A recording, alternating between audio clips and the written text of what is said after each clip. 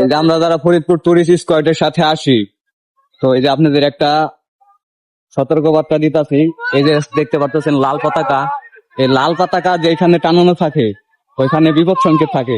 বিপদ সংকেত হলো এরকম, আপনার এখানে অনেক স্রোত থাকে, ওই স্রোতের সাথে মানে এতটা স্রোত থাকে, ওই স্রোতের সাথে মানুষকে টেনে একবারে ওই সমুদ্রের মাঝখানে নিয়ে যায়। যেমন আমিও নামছিলাম, না বুঝে মানে পতাকাটা আমি খেয়াল করি নাই, আইসে নামে পড়ছি, যেহেতু আমি প্রায় প্রায় আসি। পরে আর কি বুঝতে পারলাম যে এরকম হওয়ার কারণ কি, পরে উপরে আইসে দেখে যায় যে পতাকা।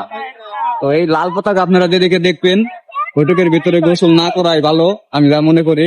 কারণ এই পর্যন্ত আমরা 3-4 বার টাঙিয়ে নিয়ে গেছিল পিছনের দিকে, যেহেতু আমরা সাঁতার জানি আর আমি প্রায় প্রায় আসি, যার কারণে আমি উঠে আসতে পারছি। কিন্তু যারা এই যে দেখেন এনে লোকজন নাই, অনেক কমজন লোকজন। তো আপনারা যারা আসবেন এই লাল পতাকা দেখলে পরে ওইসব জায়গায় গোসল করবেন না, ওর থেকে এরিয়া থেকে একটু দূরে যাবেন। এতে লাল পতাকা যে টানায় ওনার সাথে একটু কথা বলবো। ভাই একটু যদি বলতেন ওই লাল পতাকা কিসের জন্য টানাইছেন? ওয়েদার খারাপ, আপনার বিভিন্ন জায়গার মধ্যে আপনার এই লাল ফ্ল্যাগ দেওয়া এবং 3 নম্বর সতর্ক সংকেত বহাল রয়েছে এবং সেই জন্য লাল ফ্ল্যাগটা কিছু জায়গার মধ্যে টাকানো আছে। যেখানে টাকানো হয়েছে সেখানে নামবেন না আপনারা, অবশ্যই হাঁটু পানি কুমড়াইছে যাওয়া যাবে না। তো আমরা যারা লাইফ গার্ড আছে, জোন আছে, ওখানে গোসলের চেষ্টা করেন, কোম্পানির গোসলের চেষ্টা করেন, এটাই ছিল।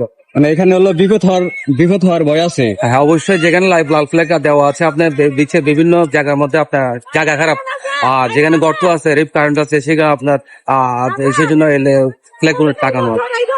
ধন্যবাদ আপনাকে, কারণ আমরা অনেকে আসে জানি না, আমরা এসে নামে পড়ি, পরে বিপদ ঘটে আমাদের। তো আপনারা তো শুনলেন উন্ডা এই যে লাল পতাকা কি জন্য লাগায়।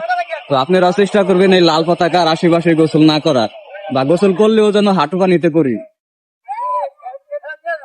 দেখছেন সবাইকে ডাক্তারে উঠে যেতেছে।